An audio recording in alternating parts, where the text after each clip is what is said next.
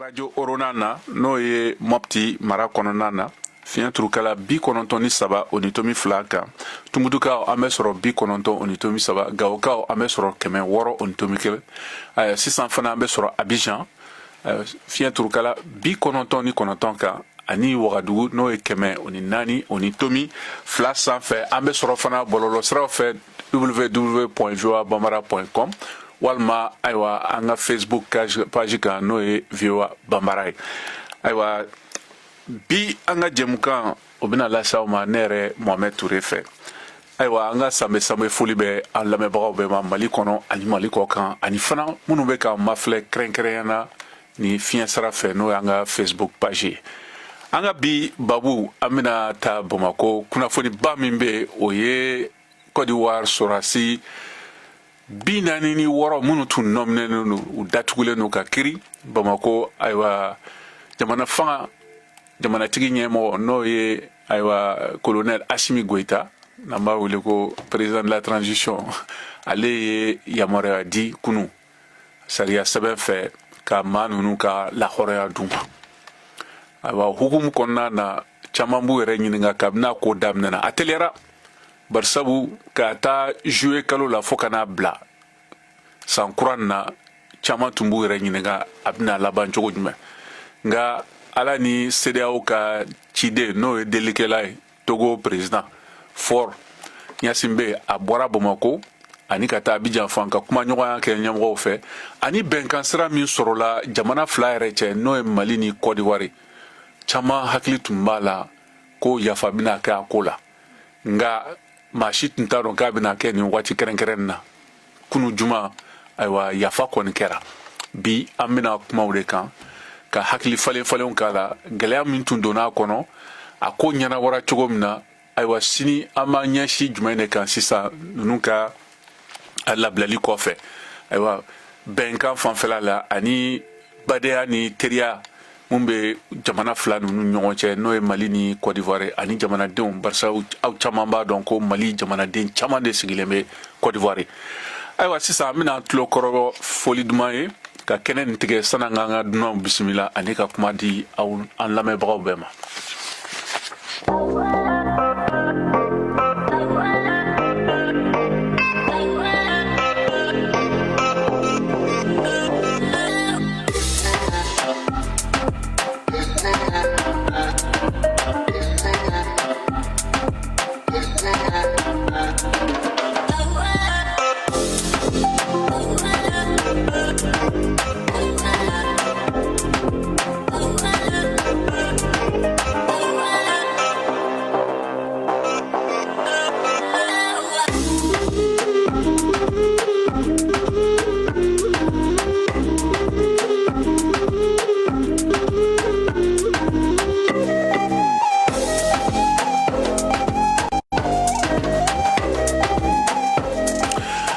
An balimaw an ka foli b'an lamɛnbagaw bɛɛ ma Mali kɔnɔ ani Mali kɔ kan ayiwa bisimila an b'a fɔ kɛnɛ kan aw sanbɛ i n'a fɔ n y'a fɔ ayiwa kɛnɛ tigɛlen datuma na waati la bi an ka babu a bɛna tali kɛ i n'a fɔ sɔrɔdasi 46 n'olu ye Côte d'Ivoire jamanadenw ye minnu tun nɔminɛlen don Bamako u kirila ka u ɲangi nka barika la ani hɛrɛ hukumu kɔnɔna na Mali jamanatigi colonel Assimi Goïta a ye yafa k'u ye kunu ayiwa kunnafoni kɔni binna Bamako ani diɲɛ fantan naani bɛɛ la o ye hɛrɛba ye ka ɲɛsin maa minnu tun nɔminɛna kabini juillet kalo la fo ka n'a bila san kura na janvier ayiwa hukumu kɔnɔna na CEDEAO n'o ye farafinna gun tile biyanfan jamanaw ka nafasɔrɔsira jɛkulu ye olu ka ciden ani delikɛla président Togo président Faure Gnassingbé a tun ye tagama kɛ Bamako ka tila ka taa Abidjan kuma ɲɔgɔnya la walasa ɲɛ ka sɔrɔ bɔda ka sɔrɔ ninnu ka labilali la ala y'a kɛ a dafara o don kunu juma yan'o ka kɛ ayiwa ɲɔgɔn ye fana tun kɛra jamana fila ɲɛmɔgɔw cɛla u ka baarakɛdaw n'o ye ayiwa transition frontière fanga ani Côte d'Ivoire fanga yɛrɛ u ye bɛnkan latigɛ jamana fila ni cɛ la ayiwa bi an bɛna aw yɛrɛ ɲininka aw hakilina ye jumɛn nin ko nin na kabini juillet fo ka n'a bila la caman yira k'a fɔ a ma bɛn nka u kirira k'u ɲangi ka tila ka yafa k'u ye ayiwa sini cɛsiri o ni badenya minnu bɛ jamana fila ninnu cɛ a n'a jamanadenw cɛ aw hakilinaw n'aw fɛla ye jumɛn o ko fan fɛ kɔlɔlɔ bɛna bɔ nin na wa hɛrɛ jumɛn bɛna kɛ a ko ɲɛɲini ni sɔrɔli sira fɛ o kama n'a b'a fɛ k'a da don an ka baro la bi a bɛ se k'an sɔrɔ nɛgɛjuru kan 001 202 619 02 70 o tɛ dɔwɛrɛ to dunkan la fu fila kelen fila fu wɛrɛ fila 619 fu kelen fila ani 79 ayiwa an ka bi dunanw yan min bɛna k'an bolo bi o y'an balimakɛ Alexis Kalanbire n'ale ye kunnafoni gase sɛbɛn Mali Tribune o ɲɛmɔgɔ dɔ ka bɔ Bamako ani Bubu Kabe n'ale ye dugudentɔn ye ka bɔ Buguni nka Alexis b'an bolo yan kɛnɛ kan n bɛna daminɛ n'ale ye fɔlɔ yan'an ka an tɛgɛ sama ka se Bubu ma Alexis ni wula. Ni wula. Ayiwa i sanbe sanbe. Amba ala ka sankura hɛrɛ d'an bɛɛ ma. Amina amina amina. Ale bi ala ka Mali kɔlɔsima ala ka Mali basigi. Amina amina. Ala ka hɛrɛ k'an ka jamana ye ka kɛ an ka duw bɛɛ ye. Amina amina rabi ala ka duwawu minɛ. Ayiwa Alexis kunnafoni in kɔni binna i hakili b'a la nin t'a siɲɛ fɔlɔ ye an bɛ kuma ni sɔrɔdasi minnu tun nɔminɛna Bamako ayiwa kabini juillet kalo la. hakili la salo décembre kalo la an ye an da don a babu la ka kuma a gɛlɛyaw na kumaɲɔgɔnya minnu bɛ sen na ayiwa kabini Togo président kɔni a bɔra Bamako a tun bɛ caman de kɔnɔ caman de sigi hakili sigilen don ka jaabi makɔnɔ bɛɛ y'a dɔn ko i b'a sɔrɔ ni ko nin ɲɛsɔrɔ hukumu kɔnɔna na colonel Asimi bɛna yafa kɛ nka a yɛrɛ bɛ se ka mun de fɔ nin waati nin bɛɛ la ka na bila ayiwa bi sɔgɔmada na. Ayiwa fɛn fila don a fɔlɔ ye ko sisan kɔni bɛɛ bɛ se k'a fɔ tare ka tugu an bɔra ni gɛlɛya ni furuku kɔnɔ sigiɲɔgɔn fila ni ɲɔgɔn cɛ. A filanan ye k'a fɔ i y'a fɔ cogoya min na Togo jamana kuntigi ye bɔli laban min kɛ yan a kɛra i n'a fɔ a ye bɛɛ tulo lasɔmi ka tugu a ko ne bɛna segin nka tile fila in na a tulo bɛna don kibaruya duman na o ye a to bɛɛ y'i labɛn ka sigi k'a fɔ ko gɛlɛya min na fura sɔrɔ ni tile fila in na wa a bin kɛra ten nɔ an ye a faamuya cogoya min na gɛlɛya tun bɛ Mali ni fɛn cɛ gɛlɛya bɛ Mali ni Côte d'Ivoire cɛ a labanna cogoya min na a bɛ bɛɛ nimisi wasa ka tugu bɛɛ sɛbɛ dɔnna jango Mali yɛrɛ Mali sɛbɛ dɔnna Mali waati min fɔ a kɛra ten Mali y'a fɛ a ka kɛ cogoya min na a kɛra ten ne kɔni fɛ sisan kɔni a b'a to ko caman bɛ yen a bɛ faamuya bɛɛ fɛ. Ayiwa i bɛ to nɛgɛjuru kan an balimakɛ Sanba Traoré ka bɔ Bamako ale bɛ nɛgɛjuru kan Sanba i ni wula. Ala Mohamɛdi. I ka kɛnɛ somɔgɔw bɛ di. Baasi foyi tɛ somɔgɔw la. Ayiwa i bisimila kɛnɛ b'i bolo. Ok Mohamɛdi n b'i sama tan foli di VOA baarakɛla bɛɛ ma fɔlɔ. O diyara n ye kosɛbɛ. A n'a lamɛnbagaw ani maliden bɛɛ i y'a lamɛn i m'a lamɛn maliden bɛɛ fana. O diyara n ye ni ce o la. Aba. Ayiwa. Foli tɛmɛnen. Taa fɛ ayiwa an tulo b'i la taa fɛ. Ok foli tɛmɛnen kɔfɛ Mohamɛdi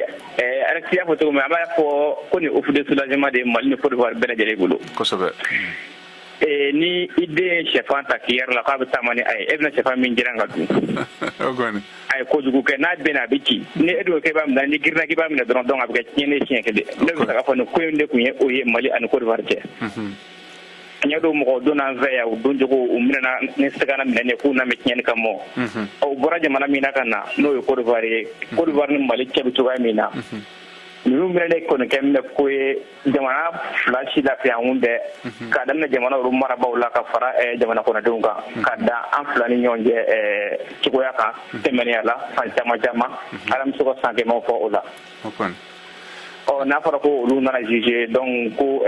o laban nana taa kɛ président ye grâce présidentielle accordé olu ye. donc o tara malidenw mo ani koriwarikaw mo mɔgɔ min ni i tɛ nin ko kɔnɔna na e bɛ se k'a fɔ ko wa an bɛ se ka mɔgɔ ninnu n'a ka di an ko yugu ka kan ka an b'o kula an b'o jija an b'o kɛ tan dɔ mais mɔgɔ minnu koriwari minnu Mali kɔnɔ yan n'u b'a dɔn k'u ka siniɲɛsigi Mali kɔnɔ yan ani maliyɛn minnu bɛ koriwari k'u b'a dɔn k'u ka siniɲɛsigi bɛ yen ou bien u ka nafasɔrɔ sira dɔ ta bɛ jamana dɔ in kɔnɔ olu de kun ɲɛ bɛ nin ko in na ka tɛmɛ hali mɔgɔw kan minnu ɲɛ tɛ foyi la minnu t'a dɔn kɛmɛ dɔrɔn ko ivoiriyɛnw minɛna k'u bɛ Mali la yan donc olu lafiya fɔlɔ olu ye olu tɛmɛnen kɔfɛ an jamanaden tɔ minnu bɛ yen ni an dakun don yɔrɔ ninnu na an dɔgɔ nafasɔrɔ sira tɛ yen ou bien dɔgɔ nafasɔrɔ sira tɛ dɔ in kɔnɔ ka sɔrɔ k'an tɔw don tulon na donc nin bɛna kɛ ŋɔni bɔlen koriwarikaw sen la nin y'a bɔlen malidenw sen la nin ye ko ye ko min a bɛna bila kɔfɛ sisan bɛɛ bɛ tɛmɛ n'i ka hɛrɛ ye n'a fɔ hɛrɛ min ni o kun b'an jɛ san caman ka kɔrɔ donc ne kɔni bɛ nin bilali ne b'a fo ni o sira ye kosɛbɛ ayiwa i ni ce o la Tarawele nin diyara n ye kosɛbɛ ayiwa an bɛ to halisa Mali la an balimakɛ Usumani Jara n'ale jɛkulu min ka baara ɲɛsilen don ayiwa Mali tunkarakɛw minnu gɛnna ka bɔ o maraw kɔnɔ n'a bɛ fɔ ko expulsé ayiwa Jarakɛ i ni wula maraba yɛrɛ tilenna somɔgɔw bɛ di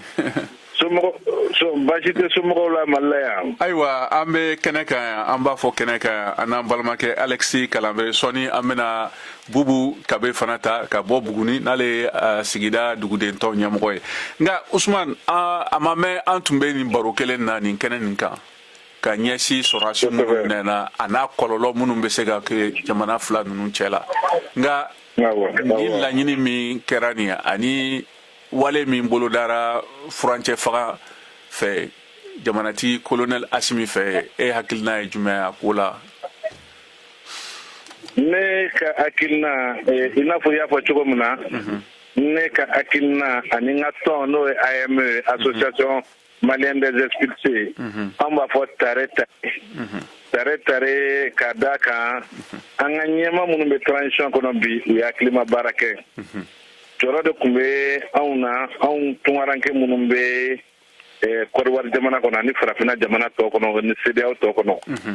ka da kan transition mɔgɔw u ye cɛya wale yira u y'a yira déclaration yɛrɛ mun kɛra colonel fɛ ko Mali bɔra bagabaga kɔnɔ Mali tɛ jamana ye mun bɛ bagabaga tugun u y'o yira kɛnɛ kan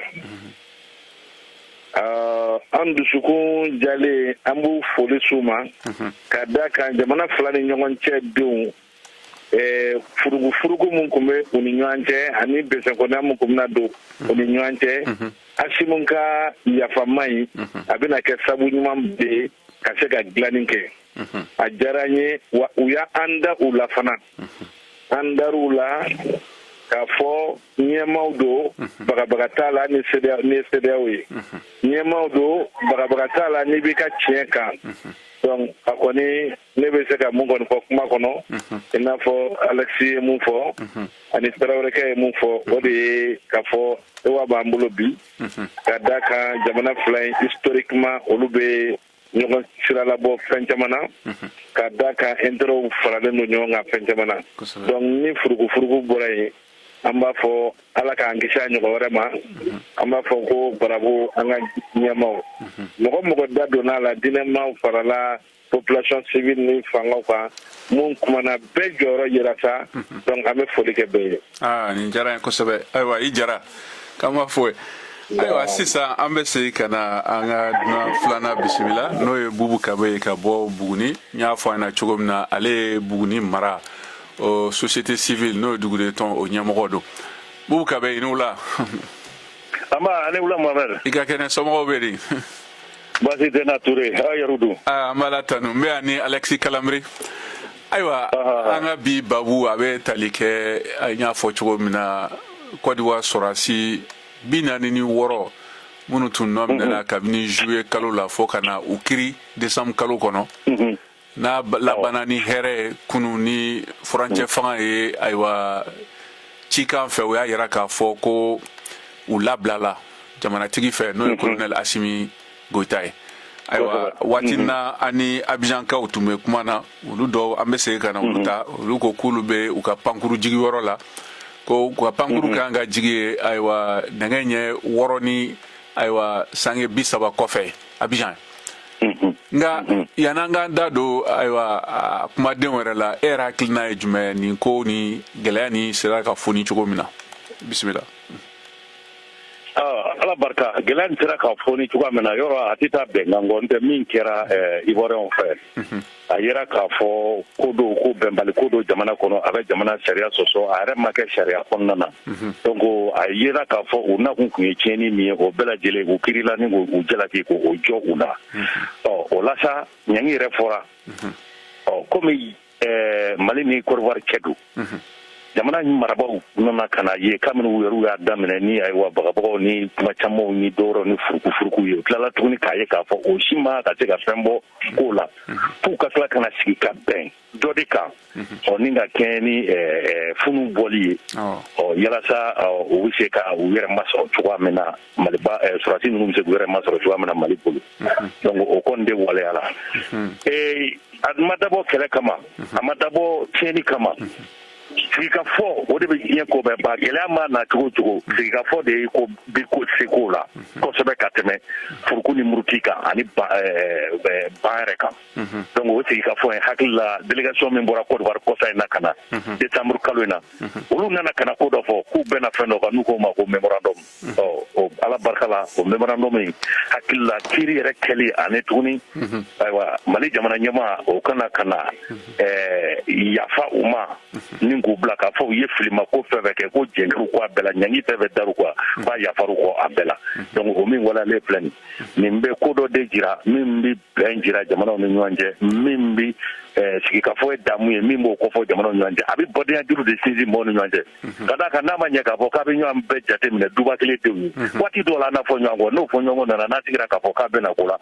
ala barika la seliji kɛra ko la an bɛ ala fɔ k'a barikada ani ka minnu y'a ko ɲɛnabɔ olu tanu jamana ɲɛmaa mali kɔnɔ an bɛ foli k'a ye a y'a kɛ ka da sababu min kan ale de b'o dɔn nka an yɛrɛ kɔni ɲɛ bɛ min na o ye bɛn ni sabati ye mali ni kɔrɔwari cɛ ani jamana wɛrɛw donc o diyara anw ye k'o bɛn anw ma. ayiwa e bɛ to nɛgɛjuru kan an bɛ taa Abidjan n'an balimakɛ Abdul Wasa o bɛ nɛgɛjuru kan Abdul Wasa i ni wula. yɛrɛ tɛ na ala wula nɔgɔya. somɔgɔw bɛ di. waa kɛnɛ. ayiwa i bɔra k'an balimakɛ Bubu Kabe ani Alexis Kalamere ka ayiwa kɔrɔfɔkan mɛn ka ɲɛsin Côte d'Ivoire jamanaden o sɔrɔdasi maa 60 minnu labilala u lahɔrɔnyara kunu mali jamanatigi n'o ye colonel Asimi Goita fɛ Abidjan yɛrɛ aw bɛ ayiwa e ko tun bɛ ayiwa labɛn la k'u kunbɛn pankuru jiginyɔrɔ la nka e bɛ se ka mun de fɔ an na Abidjan yɛrɛ bɛ cogo jumɛn jamanadenw ka lahalaya bɛ cogo jumɛn sisan ninnu ka labilaliko fan fɛ. alhamdulilayi rabil alamin sawan bali bɛ lɛri la parce que an yɛrɛ bɛ aéroport la ten an bɛ an na faamaw kɔnɔna parce que i ka lɔn a ma kɛ ko nɔgɔya y'an bolo wagati kɔnɔna na ka kalo 6 bɛɛ kɛ ko sama tɛmɛna ani kuma sama tɛmɛna ni maliyɛnw cɛ mais ko bɛɛ min dabɔra nɔgɔya kama bi kɔni an kɔni nisɔndiya bali dɛ an bɛ aéroport la ten an bɛ o kɔnɔna o ko an ma ko bɔla Bamako ka ban o bɛ taala Togo Lomé ka sɔrɔ ka bɔ Lomé ka se Abidjan donc l'heure in na an nisɔndiya bali dɛ an sawa ni an b'o kɔnɔna l'heure in na. ayiwa i ni maa minnu bɛ jama min bɛ pankuru jiginyɔrɔ la n'o ye Abidjan aéroport ye u lahala bɛ cogo jumɛn e mun de mɛn kuma mɔgɔw hakilina a ko la. non an ma basi foyi mɛn ni nisɔndiya tɛ an bɛ an na jamanatigi fo min ye Alasani Ouattara ye ka Asimi yɛrɛ fo parce que kunu kama kuma caman kɔni an kɔni ka kuma caman fɔ Asimi ma parce que o bɛɛ bɛ dimi kɔnɔna na le quoi bi kɔni ko yi donna ɲɔgɔn kɔnɔ Mali ni Côte d'Ivoire bɛɛ ye jamana kelen parce que n'i ka Ivoirien dɔ sɔrɔ Ivoirien dugabolo ma caman bɛ yen i bɛ taa sɔrɔ dɔ furula Malien dɔ ma ou bien Malien cɛ yɛrɛ dɔ ka Ivoirien muso dɔ furu donc ni Malien bɛ Côte d'Ivoire kɔnɔ bɛ 300,000 bɔ donc ni jamanaw donna ɲɔgɔn na ten i ka lɔn ko ko caman bɛ yen o man ɲi donc bibi na kɔni nisɔndiya dayɛlɛ ka ɲɛsin Côte d'Ivoire jeunesse bɛɛ ma an b'o fo ka bɛɛ waleɲuman dɔn. Ayiwa wasa i ni ce o la nka an bɛ tila ka na segin yanni an ka jɛmukan nin ka ban an bɛ tila k'i wele k'a lajɛ a ko bɛ cogo jumɛn Abidjan. avion kan ka se Abidjan bɛ se fo 22h wagati la voilà. Ayiwa a mana kɛ cogo o cogo an bɛ tila k'i wele i ni ce o la nin diyara n ye kosɛbɛ Abdul. Ayiwa yan'an ka kuma di an ka dunan ma an bɛ an sefa ka taa Mopti kɛrɛnkɛrɛnna Sevare an balimamuso Madame Traoré Awa Koyita ale bɛ nɛgɛjuru kan Awa i n'u la. Nse somɔgɔw dun Ture. Baasi t'u la. Ayiwa Awa ye musojɛkulu tɔn ɲɛmɔgɔ ye n'o ye les femmes engagées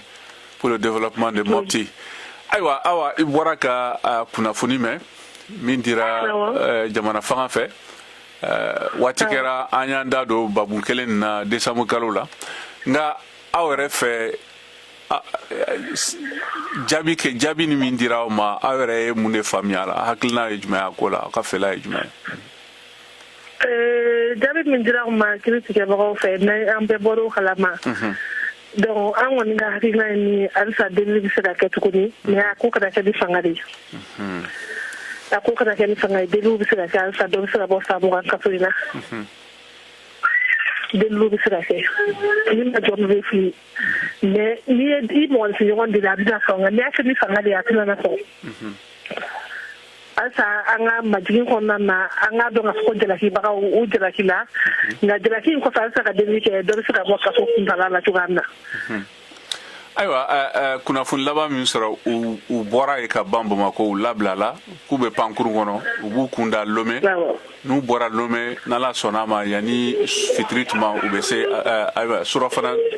su kɔfɛ u bɛ se o kɔfɛ u bɛ se Abidjan. Ayiwa e yɛrɛ fɛ n'i y'a lajɛ Mopti o ka surun Burkina la a ka surun Côte d'Ivoire la fana.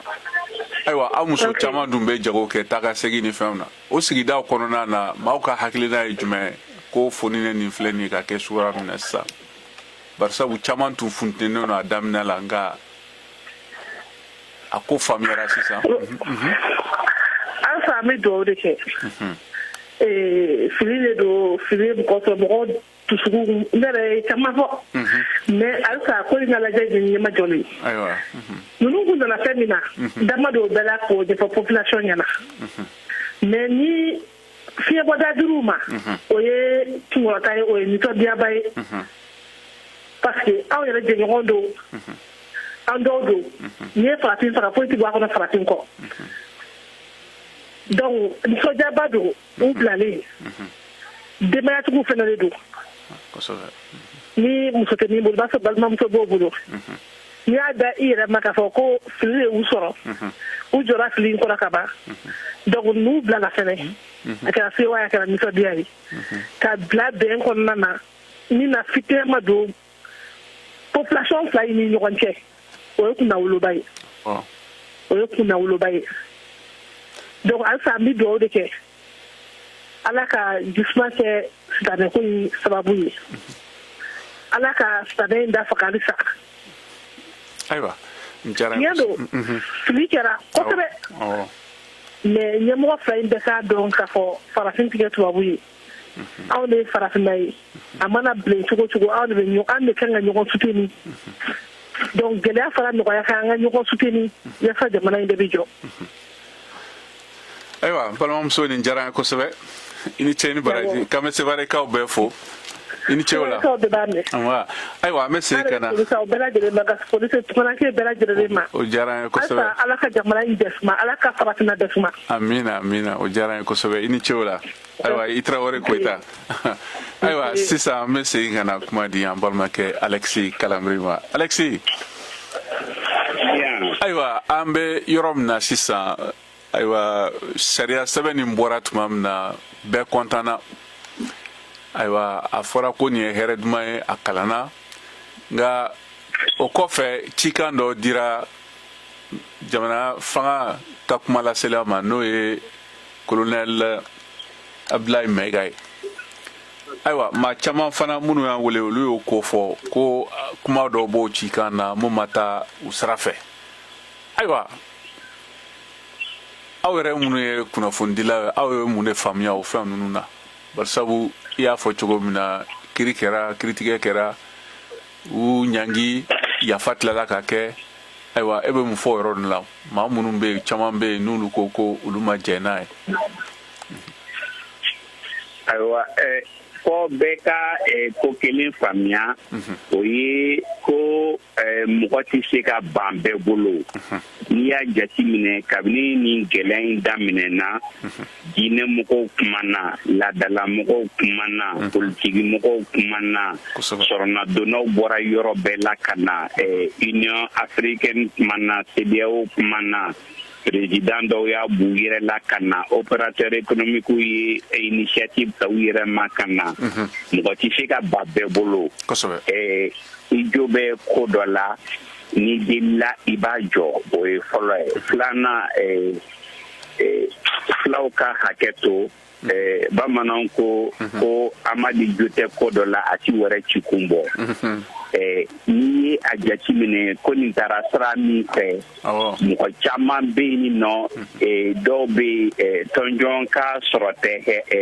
bɛn na dɔw kɔni bɛ yen minnu b'a la ka dɔgɔ don da kɔrɔ o kɛra mali kɔnɔ o kɛra mali kɔ kan bɛɛ b'a la ka kɛ ni a ŋaniya ye ya ɲini siraw kun tɛ an bɛ yɔrɔ min na sisan kɔni jamana ɲɛmɔgɔw ye min kɛ u ye mɔgɔw lamɛn u y'a to mɔgɔ t'a la min kun ka gɛlɛn bɛɛ sɔnna k'a fɔ ko ninnu kun y'a kɛ cogoya min na o kun t'a kɛ cogo ye bɛɛ sɔnna k'a fɔ u b'u jo fɛ ni hakili la n'i y'o kɛ n'i sera i jo dan na n'i seginni kɔ o bi fɛn caman nɔgɔya kɔfɛ mɔgɔ fɛn fɛn kumana u bɛɛ ye a sɛmɛntiya k'a fɔ ko mali ni Côte d'Ivoire ye jamana kelen an ka fɛn caman min ɲɔgɔn ta o kosɔn fɛn dɔw bɛ a tɛ se ka sama ka tɛmɛ. ayiwa yan'an ka kuma di Bubu Kabe ma an bɛ taa ayiwa Canada an balimamuso Asitan Jayi ale ye Mali tunkaranden min sigilen bɛ yen ale fana b'a kɛ Asitan Jayi ni wula. Mohamed. I ka kɛnɛ somɔgɔw bɛ de. Tɔɔrɔ tɛ. ayiwa i bisimila kɛnɛ b'i bolo. Ok. Tout d'abord, bon, faut Allah Sankura Herreirana pour 2023. Je présente d'abord mes meilleurs vœux pour l'année nouvelle. Et Fanny Kado, Kumana, Mbaka auditeur ou Fana Fo. Après ça, les Mali gouvernement faux. Assimi ainsi que les autorités le baram les fait mon halbi alakan anu ou deme. Bon, pour ce qui est de ne hakilina ye mune feina, peut-être que atina mina femme fort atina tamuko chamanga jinja feme ni ngara ko hakilina de fort. Et nous sommes nous blali là. Mais comme c'est selon moi akumandine au ka blasisan. À ma commandine, à ma dernière, mais je le comprends aussi parce que politique il faut c'est pas uniquement les principes qui priment. Oui, il y a réel politique mais le problème c'est que c'est la Côte d'Ivoire et c'est Alassane qui nous fait face en fait. D'accord. Maintenant, c'est-à-dire ce sont des gens et puis assumer quel est mon parce que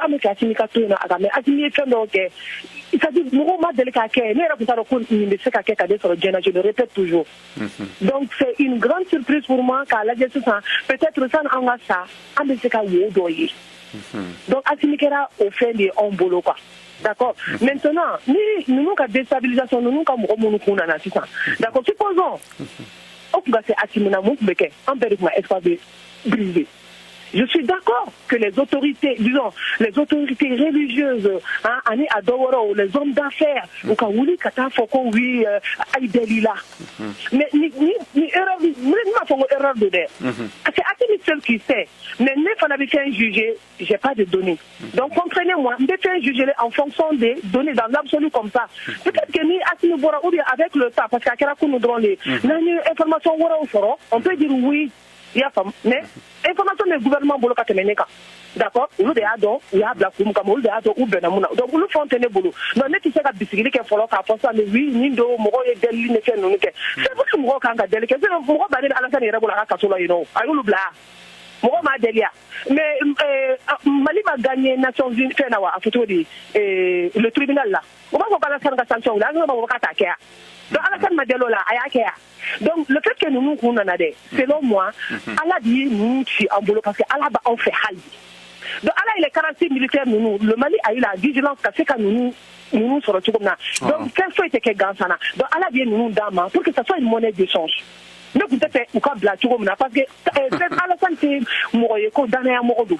Alassane ni mɔgɔ jɛra a y'a janfa an kana ɲinɛ o kɔ et je mets au défi wallahi ni Alassane n'a bɛ se ka fɛn jugu kɛ Assimi la bi a b'a ta la donc anw Maliens de bɛ tila ka kasi tuguni donc ne serait que sur cette base là ne tun bɛ fɛ ninnu ka minɛ ka to yen nɔ fɔlɔ an ka a lajɛ diɲɛma jɔlen na mais comme il a le pouvoir de gracier donc a y'u gracier il y a pas de problème peut-être il faut pression kɛra ka bɔ an b'a fɔ ko commerçant minnu bɛ yen ani religieux minnu bɛ yen a bila mɔgɔw kuma ni fɛ mɔgɔ fɛn fɛn nin ye politique de ye nin ye jamana ka avenir de ye mɔgɔ tɛ da Alassane bolo docteur de truc voilà maintenant nin ye jamana ka avenir de Mohamed maintenant ne b'a f'i ɲɛna an k'an ka jamana ka e ka ne lamɛn i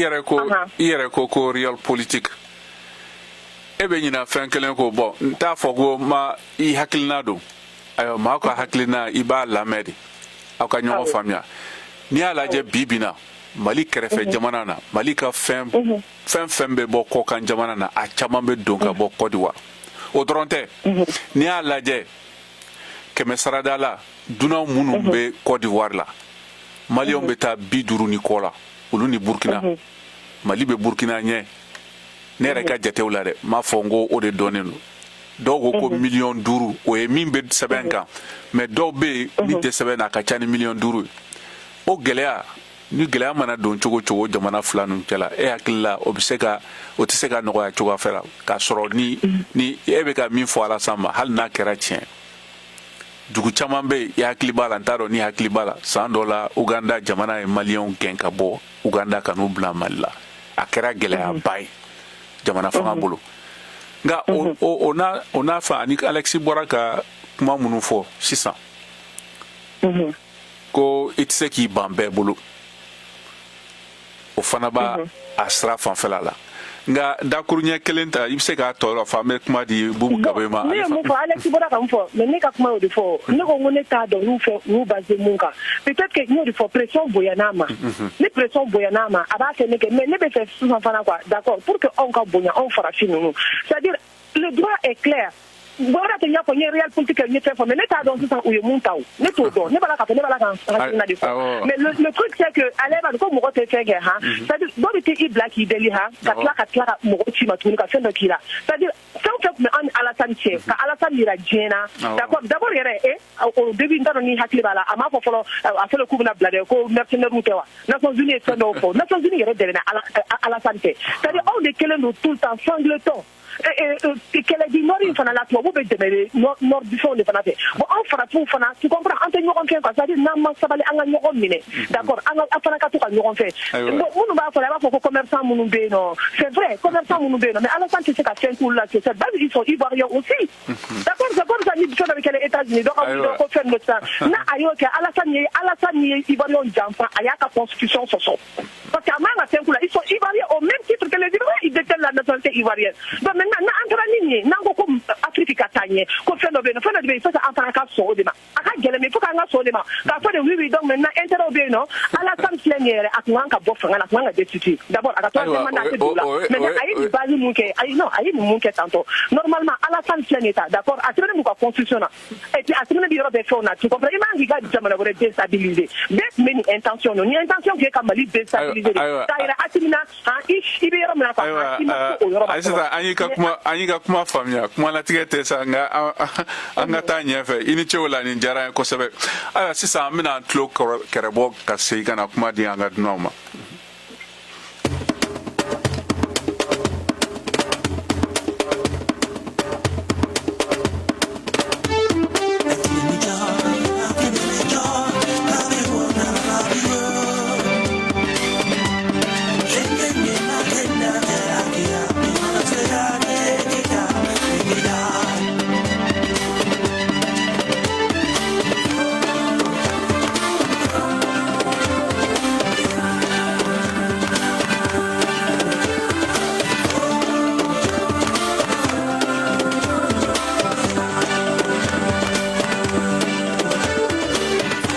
VOA Afrique ni VOA Afrique ye buna adamadenw lafiyara kunnafoni ko la. Ayiwa an balimaw a ka foli b'aw ye an lamɛnbagaw bɛ Mali kɔnɔ ani Mali kɔrɔ kan hali sisan aw bɛ an b'a fɔ de kɛnɛ kan ka bɔ studio 10 la Washington DC Amérique faaba kɔnɔ. Ayiwa sisan an bɛ segin ka na kuma di an ka dunan ma yanni an ka kuma di Bubu Kabe ma an balimakɛ Jɔnkunda Danbele ale bɛ nɛgɛjuru kan Jɔnkunda i ni wula. Ba i ni wula. Ka kɛnɛ somɔgɔw bɛ di. Tɔɔrɔ sala aw yɛrɛ bɛ di Washington. Ɔya an bɛ Ala tanu. Ayiwa i bɔra ka kɔrɔfɔkan mɛn sisan kuma b'i bolo. Bon madame ye mun fɔ a tɛ tɛmɛ o kan halisa ni nin kɛ de pour que ka an ka Mali déstabiliser. A y'a yira de peut-être qu'il pesait Assimi la quoi. Mais an ka Assimi to mɔgɔ ye quoi. Donc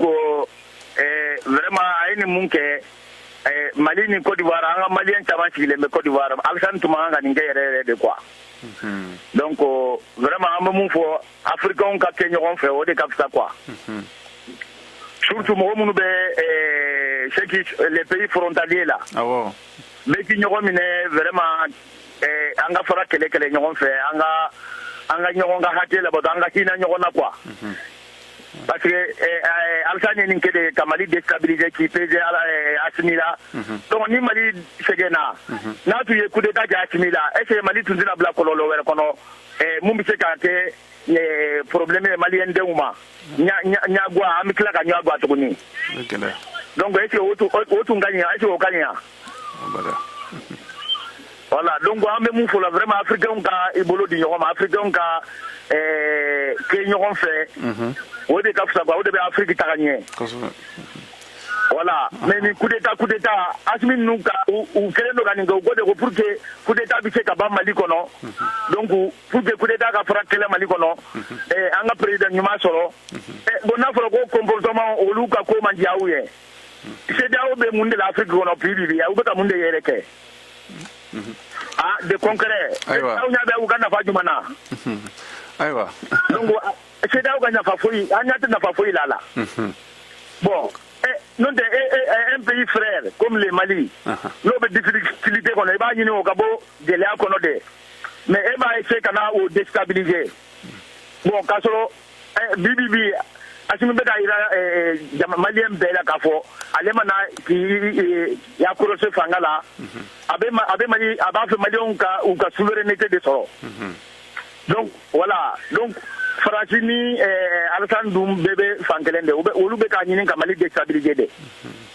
N'o tɛ an bɛna aw dɛmɛ terrorisme kɛlɛ la o ma se nin bɛɛ la o. Ayiwa. Est-ce que o ma se nin voilà. Danbɛlɛkɛ ayiwa i ka kuma faamuyara i ni ce o la. Voilà donc vraiment an k'an bolo di ɲɔgɔn ma an ka baara kɛ ɲɔgɔn fɛ africains. O ni gɛlɛya bɛ pays mun kan an k'o dɛmɛ honnêtement et concrètement. Ayiwa. N'a ma kɛ ni déstabiliseli chantier quoi vraiment. A faamuyara i ni ce o la sa o diyara an ye kosɛbɛ. Ayiwa hali bi an bɛ taa Mali la an balimakɛ Cɛfɔlɔ Kulubali ale bɛ nɛgɛjuru kan Cɛfɔlɔ i ni wula Kulubalikɛ. Allo. Allo Moro. Non Mohamed Touré do. Mohamed Touré plutôt. Allo. Sɔ mɔna wa. Non sɔ kɔni o ye surulakaw ka baara ye. Ayi bisimila. Ayiwa i bɔra ka kɔrɔfɔkan mɛn ayiwa kuma b'i bolo t'a fɛ. Ok an bɛ foli lase VOA Banbara lamɛnnikɛla bɛɛ lajɛlen ma fɔlɔ. O diyara an ye kosɛbɛ. Diɲɛ fan bɛɛ lajɛlen fɛ ka sabu kɛ aw bɛ kumaw digi min kɛ mɔgɔw ma fana nafa ka bon kosɛbɛ. A ni ce o la. Bon an bɛ fɔlɔfɔlɔ an bɛ foli kɛ an ka jamana ɲɛmɔgɔw la ani transition gouvernement bɛɛ lajɛlen. U ye waleya minnu kɛ nin bɔ vraiment waleya ɲuman don parce que n'i ye a ta k'a lajɛ diplomatie kɔnɔna na bɔ i b'a ye k'a fɔ ni fɛnkɛ kɛra tantɔ bɛɛ lajɛlen deli hali n'a sɔrɔ bamananw ko ten ko sanbaji bɛ ko dɔ la mais a tɛ a ka wɛrɛ cikun bɔ bon o lahala kɔnɔna na ni nin fɛnkɛ kɛra tantɔ surtout ko président nan'u da dɔ la olu nana se di kɛ bɔ o minɛli fana ni sisan cɛ a bɛ waati caman bɔ bɛɛ lajɛlen b'a dɔn problème bɛ yɔrɔ min na. Mais walasa ka jamana fila ninnu yɛrɛ fana ni ɲɔgɔn cɛ nɔgɔya kɛ jamana fila ni ɲɔgɔn cɛ jamanadenw yɛrɛ la parce que n'i y'a ta k'a lajɛ maliyɛnw bɛ Côte d'Ivoire i n'a fɔ ivoiriyɛnw yɛrɛ fana bɛ anw fɛ yan nɔ cogoya min na o lahala na vraiment ne ka fingla président et grâce présidentielle min gani vraiment a diyara ne ka sabu yɔrɔ sinon personnellement ni tun y'a a fanga wɛrɛ dusu ma an tun bɛ se k'a fɔ vraiment u ni bilali man kan mais ɲɛnamaya fɛn o fɛn na i b'a sɔrɔ ko ji min maga bɛɛ lajɛlen bɛ fili n se ka kɛ sababu ye a bɛ na ni hali bi ten tɔ jamana fila n'a ma kɛ sababu ye ka bɛn don jamana fila ni ɲɔgɔn cɛ a tɛna kɛ sababu ye ka na ni cɛnni wɛrɛ ye an ni ɲɔgɔn cɛ la. Ayiwa i ni ce o la Kulubalikɛ nin diyara n ye kosɛbɛ. Ayiwa i bɛ nin yɔrɔ bila sɔko na dɛ. Ayi n'o bɔ sɔ kɔni an bɛ sɔ tobi k'a bila tilagaw n'anw yɛrɛ kɔni tɛ sɔ dun. K'an bɛn i ni ce o la. Ayiwa an bɛ segin ka na kuma di an ka dunanw ma n'an ka se Alexis ma Bubu ayiwa i bɔra ka kɔrɔfɔkan minnu mɛn e hakilina ye jumɛn la o fana na ayiwa sɛbɛn dɔ bɛ ayiwa bɔlɔlɔ sanfɛ ani fiɲɛ siraw fɛ min y'a jira k'a fɔ ko ayiwa an b'a sɛbɛn min wele nanzarakan la ko hors de mission ni y'o ci baara sɛbɛn ye ni bɛ se k'a fɔ ten k'o yɛra k'a tun bɛ Côte d'Ivoire bolo maa t'a dɔn tiɲɛ don wa nkalon don nka a sɛbɛn kɔni bɔra a bɛ bɔlɔlɔ sanfɛ e yɛrɛ ko de aw minnu ye sigida duguden tɔn ɲɛmɔgɔw ye kabe i tulo bɛ na ouais Bubu voilà ala barika la n bɛ foli lase bɛɛ lajɛlen ma fɛn fɛn y'i da don nin kuma in na vraiment an bɛ u bɛɛ lajɛlen fo k'u bɛɛ lajɛlen barikada an bɛ don min na ko bi Asimi ye waleya min kɛ tiɲɛ don ale de b'a kɛ ale de ye jamana ɲɛmaa ma a y'a kɛ maliden kelen kelen bɛɛ lajɛlen tɔgɔ la f'o de ka dɔn k'a yafara maliden kelen kelen bɛɛ lajɛlen tɔgɔ la a yafara Ivoirien mɔgɔ 49 ninnu ma u ye fili min kɛ u ye bɛnbaliya wale min kɛ u kirila ka u ɲangi yɛrɛ k'a jɛn'a kɔ pewu maliden kelen kelen bɛɛ tɔgɔ la f'o ka faamuya donc an tɛ segin an kɔ bilen k'a fɔ ko ayiwa Alasani y'a kɛ tan Alasani y'a dabɔ a kama tan Alasani y'a dɛ non fili ni bɛnbaliya k'o kɛra kɔnɔ olu yera k'o dɔn ka kiiri kɛ ka ɲangi kɛ yafa de nana k'a ko bɛɛ ma o tuma maliyɛnden kelen kelen bɛɛ kan ka bila o minɛ kɔnɔ bi fɔlɔ. O kɔfɛ i filɛ ka hors de mission ko kuma min fɔ nin ye a fɔra an ye koyi an yɛrɛ b'a fɔ mɔgɔw ye kuma bɛɛ bɔlɔlɔ kan fɛn bɛɛ tɛ tiɲɛba ye ten o tuma mɔgɔw n'u ma ɲɛ k'a fɔ k'u b'a ta u k'u jan don a la ka d'a kan a fɛsɛfɛsɛ yɔrɔ la walawala yɔrɔ la ni min cogo dɔ i bɛ taa ka taa kɛ ko dɔ ye ka sɔrɔ o tɛ i bɛ taa ka t'i bolo da dɔ kan ka sɔrɔ o tɛ tiɲɛba ye donc o la sani o kow ka sɛbɛntiya hakili la an bɛ se ka a bɛ jɛ an b'an da de o yɔrɔ kan dɔɔnin mais sisan i kun ye Alexis n balimakɛ Alexis Karamiri i kun y'a ɲininka dɔ la ministiri ka laseli kɔnɔna na a kun ye kuma dɔw fɔ kuma minnu b'a jira k'a fɔ hali bi fununi dɔw bɛ yen an yɛrɛw y'a ye k'a fɔ tiɲɛ cɛrɛ la n'a ma ɲɛ k'a fɔ an donna yafa minɛn kɔnɔ an ka jɛ ka yafa bɛɛ lajɛlen ma nin ko in na Mali de don a tɛ foyi bɔ an ka malidenya na a tɛ foyi bɔ an ka sankɔrɔta la min jirala diɲɛmaa la ka ban o yelen don k'o dɔn Mali ye min ye bi o dɔnnen don maliyɛnden ye min ye bi o dɔnnen don an ka jɛ ka dɔ fara o kan alors bonya ni danbe ni kɛko ɲuman kɔnɔna na donc an kana don ni an bɛ yafa kɛnɛ kɔni kan an kana dugu foyi jira an kana dimi wɛrɛ jira bilen ne yɛrɛ kɔni y'a ye k'a fɔ décret in kɔfɛ ministre ye communiqué min kalan k'a fɔ ko bon ko i n'a fɔ CEDEAO président d'exercice kun y'a jira k'a fɔ a bɛ bagabagaw ta k'u ɲɛsin Mali ma comme o bagabagaw ma fɛn ɲɛ o ma foyi foyi ɲɛ da kun kana se a ma yɛrɛ fiyewu o kɔni de kun ye ne yɛrɛ fɛlata ye ka d'a kan maa sɛbɛ dɔɔnin don ka ban ka sɔrɔ bagabagaw tɛ bagaba tɛ maa min sɔrɔ o tɛ kuma ne yɛrɛ kɔni bolo o kuma ninnu bɔn a giriyana ne ma dɔɔnin n'a kuma y'a kɔnɔ ne tun bɛ lafiya kosɛbɛ. Ayiwa yanni n ka kuma di Alexis ma an balimamuso Ayida Kone bɛ nɛgɛjuru kan Ayida i n'u la. Nse an n'u la. Nba i ka kɛnɛ. Basi fosi tɛ n na. Ayiwa kuma b'i bolo. I bɔra ka kɔrɔfɔkan mɛn. O diyara n ye kosɛbɛ n bɛ foli di lamɛnbaga bɛɛ lajɛlen ma ka fɔ Mali filɛ ka acte mun kɛ an b'a fɔ alhamdulillah Mali ye jamana ba de bagabaga ma fosi ɲa mun ye kuma ta ɲɛ sisan o y'a fɔ on est resté serein an tora an ka adamadenya kɔnɔ an tora an ka hɔrɔnya kɔnɔ bagabagaw taara k'an sɛgɛrɛ o man bɔ an nɔ kan u ye ko sugu bɛɛ kɛ u ye dunun fɔ ka balɔnw fɔ u nana ye o ta ɲa et la vérité a triomphé bɛɛ b'a dɔn k'a fɔ ala ni tiɲɛ na ko kun kɛra cogo min na fo kana se juge ka baara ma juge fɛnɛ instruction kɛra a cogo la ka jugement fɛnɛ kɛ a cogo la an bɛ se k'a fɔ de bi tare jamana in bɛ bolo mun kan hali san bɛ dugawu kan ka se ka taa o bolo in kan ka tila ka na fɔ ko président ye grâce présidentielle kɛ c'est un droit c'est très normal donc maliyɛnw bɛɛ ka jɛn u bolo di ɲɔgɔn ma an ka transition ye accompagner mun kɛra c'est un exemple nin ye misali de ye ka diɲɛmɔgɔw waju k'a fɔ an bɛ se ka to an ka hɔrɔnya kɔnɔ an bɛ se ka to an ka danbe kɔnɔ k'a sɔrɔ fɛn tɛ an bolo fɛn t'an bolo fɛn an yɛrɛ ye an yɛrɛ ta ye wa fɛnba de b'an bolo ka da mun kan an ka culture b'an bolo an ka yɛrɛdɔn b'an bolo an ka danbe b'an bolo an ka taxi b'an bolo an tora olu de kɔ ka nin kiiri kɛ fo ka taa se a dan na a sera dan na maliyɛn bɛɛ sewalen don bi an bɛ taa ɲɛ de an ka fɔ kɔfɛla bila mun tɛmɛna o tɛmɛna c'est une autre page de l'histoire o de bɛ ka dayɛlɛ sisan nɔ an bɛ taa n'o baara de ye an bɛ dugawu kɛ transition bɛɛ ye ka foli di maliyɛn bɛɛ lajɛlen ma mun kɛra a ka fɔ an fɛ a kɛra kɛcogo la ayiwa ne kɔni n bɛ kuma jɔ yan nɔ parce que kuma mɛn da kelen na. ayiwa n balimamuso nin diyara n kosɛbɛ i ko de k'an bɛ somɔgɔw fo i ni ce o la ayiwa sisan n bɛna kuma di an balimakɛ Alijuma Togo ma Togo kuma b'i bolo ayiwa a fɔra ko Alijuma ta bilen ayiwa sisan an bɛ segin ka na kuma di Alexis ma Alexis i tulo bɛ n na Alexis ayiwa i bɔra ka kɔrɔfɔkan dɔ mɛn dɛ a n'an balimamuso Aisata Njayi fana olu kumana nka e yɛrɛ bɛ mun fɔ o ye jaabi la. N'i y'a faamuya bɛɛ hakilina ye kelen ye a bɛ n'a fɔ mɔgɔw ma Mali faamuya kosɛbɛ i yɛrɛ y'a fɔ cogoya min na an ye kuma caman k'o kan nka ko labanna cogoya min na a kɛra an ka kunnawolo la ka tugu n'i y'a jateminɛ delikɛlaw nana sɔrɔnadonnakɛlaw nana o bɛɛ kɔfɛ Côte d'Ivoire yɛrɛ ye bɔgɔ bila ka na an ni minnu ye kuma ɲɔgɔnya kɛ ani bɛnkan sɛbɛn tɛmɛna an n'u cɛ o bɛnkan sɛbɛn ni a ma kɛ ni kunnasuru ye ka tugu sariya ma sɔsɔ Asimi ye sariya to ye a k'a ka baara kɛ ka se fɔ a dan na sariya ka baara kɔfɛ kɛlen kɔfɛ sariya fɛnɛ b'a yamaruya ka min kɛ n'o ye grâce ye a tɛmɛna o sira fɛ ayiwa mɔgɔ si tɛ se k'a fɔ ko dankari la i ka hakɛ la ko a daminɛna cogoya min na a labanna ten n'o ye sariya bolokan ye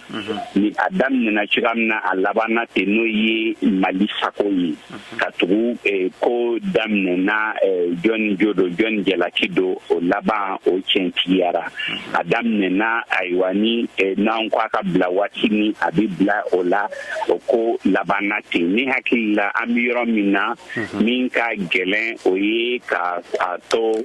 Maliden bɛɛ ka kuma ani ka hakilina kɛ kelen ye bɛɛ ka faamuya k'a fɔ ko nin dabɔra de walasa bɛɛ ka dɔn ko min ka gɛlɛn ma o ye an ka hakɛ ani an ka jamana bonyani ani bɛɛ ka a faamuya o sira fɛ ka taa o sira fɛ. ayiwa i ni ce la i bɛ to nin ka juru kan an bɛ segin ka na kuma d'aw ma tuguni ayiwa an bɛ taa Philadelphie yan nɔ Amérique jamana kan n'an balimakɛ Mamadu Ben Jabate ale bɛ nɛgɛjuru kan bɛɛ ni wula. Maalula Mohamed. ka kɛnɛ. tɔɔrɔ si somɔgɔw. ayiwa a kɔni alhamdulilayi an bɛ yan ayiwa i bɔra ka kunnafoniw mɛn minnu bɔra Mali la ka ɲɛsin maa minnu tun nɔmilen don n'olu ye Côte d'Ivoire sɔrɔdasiden 46 olu ka kiri kɔfɛ k'u u lahɔrɔnya ayiwa Philadelphie yɛrɛ aw yɛrɛ kunnafoni kunbɛn cogo jumɛn aw ka sigida kɔnɔ. Bon Mohamed n b'i fo ka mɔgɔ mɔgɔ bɛ k'an lamɛn nin waati in na ka bɛɛ lajɛlen fo. Diyara n ye. Ka tila ka dugawu kɛ an ka sɔrɔdasi minnu sara kɛlɛ la ani minnu banana Ala k'u dayɔrɔ sumaya ka yafa k'u ma. Minnu banalen don Ala ka kɛnɛya d'u bɛɛ lajɛlen ma. Ala ka dugawu minɛ bisimila. N bɛ sankura ka dugawu k'i ye dugawu k'an bɛɛ lajɛlen Ala ka sankura hɛrɛ caya. Amina i ni ce o la. Bon n ye kuma nin bɛɛ lamɛn Mohamed. Mais a bɛ kɛ i b'a fɔ ko an tɛ mɔnikolo in kɔnɔ ale m'a faamu. Cogo jumɛn na. Mohamed a kɛra humiliation de y'an bolo Mali bolo a kɛra lamaloyali sugu bɛɛ Mali bolo mais min bɛ ne tɔɔrɔ souvent un grand journaliste comme Alex Calambre a b'a ban ka tiɲɛ fɔ a ka jamana kɔnɔdenw ye Quand tu es informé. Alexis bɛ tiɲɛ fɔ tuma bɛɛ dɛ. Non, Alexis bɛ k'a fɔ ko a ye komi mɔgɔw b'an sɛbɛ dɔn. Ni jɔn ka sira b'an sɛbɛ la. Ko se mɔgɔ t'anw ka sɛbɛ la. Mais ko kɛra cogo min na an ka ko tiɲɛ de fɔ. Tiɲɛ de bɛ laban nkalon tɛ jamana si jɔ. An bɛɛ b'a dɔn ko ni sɔrɔdasiw minɛli tun ye nkalon ye. Sɔrɔdasi si tɛ don i t'o ye diɲɛ fan si. Ka ni aw ka postew bɛɛ fara ɲɔgɔn kan ka n'a di aw ka du ka jigin avion na. O tɛ se ka kɛ k'olu bɛna jamana déstabiliser. O tɛ tiɲɛ ye. Mohamed ni tiɲɛ don ne ko pour que mon jugement nin kɛ bɛɛ k'a ye bɛɛ k'a lamɛn ka retransmission kɛ bɛɛ k'a dɔn ka f'u bɛ tiɲɛ de kan pour que u y'a dogo ka kɛ munna jugement in de dogora ka kɛ. Ayiwa. O b'a yira la o kan ka yira automatiquement k'a fɔ ko tɛ tiɲɛ de kan mais ka tila ka n'a fɔ de ko non ko délit de kɛra k'u y'a bila o tɛ tiɲɛ ye dɛ u y'u menacé u y'a bila. Parce que sanction wɛrɛ k'u ta tɔlu ninnu b'a dɔn k'u tɛ se sanction wɛrɛ kɔrɔ sinon délit kɛra ka caya o u ma kulo don kɔrɔ o mais sanction wɛrɛ min fɔra ko le premier ka jugement kɛ ka bɛn u ma ka ninnu ko bɛɛ ɲɛnabɔ bɛɛ b'a dɔn mɔgɔ si tɛ denmisɛnnin ye bɛɛ b'a dɔn k'a fɔ k'u siranna de.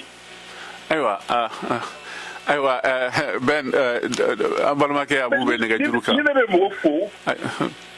fo ne bɛ Alassane de fo. N bɛ Ivoirien fo k'a fɔ Alassane ye patience sɔrɔ k'a fɔ Mali ni Côte d'Ivoire bɛɛ ye jamana kelen de ye ninnu ka nin ko nin kana na kɛ an ka se ka kari ɲɔgɔn na. Ayiwa Ben i bɛ hakɛ to maa wɛrɛ bɛ nɛgɛjuru kan ayiwa ne y'a f'i ɲɛna cogo min na Alexis ninnu bɛ kunnafoni di a kɛra cogo min na u b'u la hakilina di ka walawala ye. olu tɛ ma i bɛ hakɛ to an bɛna taa New York an balimakɛ Abu Dramane Traoré bɛ nɛgɛjuru kan i bɛ hakɛ to Ben Abu i ni wula. Somɔgɔw bɛ di. An bɛ Ala tanu. Ayiwa i bisimila i bɔra ka Ben ka hakilinaw ye ani kɔrɔfɔ wɛrɛ ayiwa New York sigida yɛrɛ la Maliyɛn tunkaranden minnu bɛ yen olu y'a kunnafoni faamuya cogo jumɛn a jaabi sera a selen u ma i bisimila. N bɛ bɛɛ lajɛlen fo n b'aw yɛrɛ fo n lamɛnbaga bɛɛ lajɛlen fo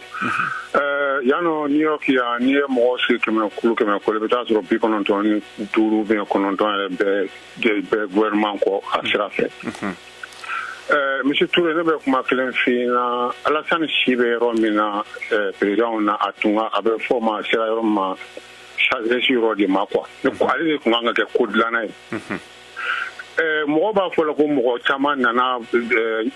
délégation nana a bɛ fɔ cogo di médiation na mais min yɛrɛ y'a ko nɔgɔya mun don Alassane ye décision laban min ta nin mais pourquoi Mohamed monsieur Touré o ma Alassane ma nin kɛ Mali ye téléphone ta tuma min na k'u wele militaire ninnu nali u ye mun de kɛ fɔlɔ u ye téléphone ta ka Côte d'Ivoire de wele Côte d'Ivoire ka réaction kɛra mun ye an t'o kalama an t'o dɔn u sɔrɔ ka nationalité wele a ma kɛ ten wa. Alassane tun ka décision ta ka bɔ n'o yɔrɔ la hali n'ale tun y'a Assimi wele ko Assimi ka taa Abidjan ne bɛ n cogo da kuranɛ kan Assimi tun bɛ taa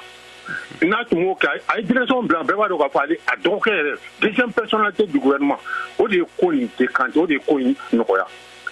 mɔgɔ bɛ c'est à dire que mɔgɔninfin n'i si sera yɔrɔ dɔ la i bɛ kɛ wage ye quoi ni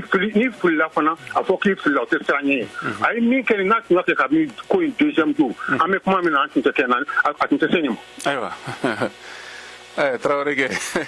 problème y'o de an bɛ ka mɔgɔ an tɛ tiɲɛ de fɔ c'est à dire an tɛ kuma a coup d'état k'i sigi ka taa u tɛ kuma on s'attaque pas à la cause mais an bɛ an attaquer effet de la ko min b'a provoquer an talonna yɔrɔ min an t'o jate mais an binna yɔrɔ min mɔgɔw bɛɛ bɛ taa mɔgɔw de ma Mali bɛ accident na ma. Ayiwa n ka bɛɛ lajɛlen fo. Nin diyara n ye kosɛbɛ Traoré kɛ i bolo da i dusu kan i ni ce. Ayiwa sisan an bɛna kuma di Alexis ma yan'an ka kuma laban di Bubu Kabe ma Alexis merci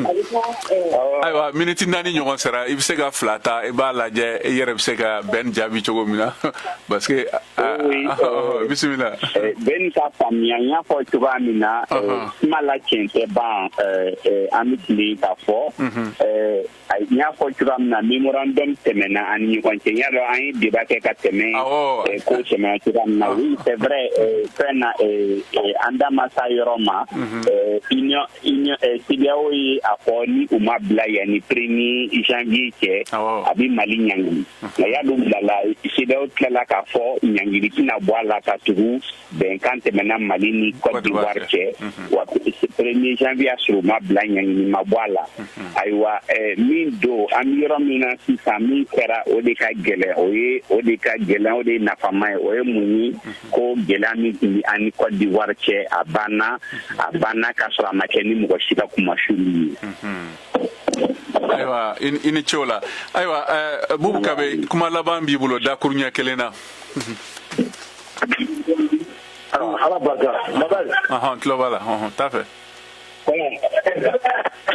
An ye a ye cogoya min na an y'a fɔ Ala ye seliji kɛ nin ko la an bɛ dugawu de kɛ nin ka kɛ sababu ye min b'a to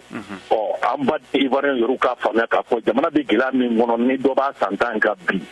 u kan ka min kɛ o ka Mali de dɛmɛ k'a bɔ o gɛlɛya in kɔnɔ n'a dɔn ni a bɛ faamuya a yelen don k'a fɔ terroriste b'an fɛ yan djihadiste b'an fɛ yan nɔ anw yɛrɛ ka baara bɛɛ ɲɛsinnen don olu kɛlɛli ma u ka an dɛmɛ o siraw fɛ ni hakilinaw ye ni u seko n'u damajira la ka badenya sinsin ni ɲɔgɔn cɛ an mago b'o o de la sinon k'a fɔ ko ka dimi ɲɔgɔn kɔrɔ ka furu ɲɔgɔn kɔrɔ karisa nin kɛna ubiyɛn nin ma bɛn ma an b'o ɲini u fɛ u ka b'o minɛ kɔnɔ Ala k'i karamɔgɔ y'a fɔ a ka kuma kɔnɔ maabaw kumana ni ɲɔgɔn cɛ maasɛbɛw kumana ni ɲɔgɔn cɛ karamɔgɔbaw kumana ni ɲɔgɔn cɛ Ala nana ka na seliji k'a ko la ta nin cogo la a bɛnnen don an tɔgɔ a kɛ ni sisan cɛ depuis don min na an y'a dɔn k'a fɔ ko kiiri bulon sigira fo ka na se an y'a dɔn a bɛ laban nin na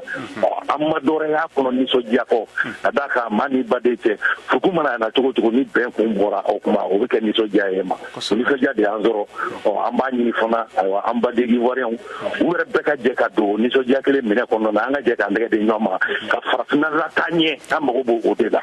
n ko baara foyi ko aw bɛ fɛn ɲɛ aw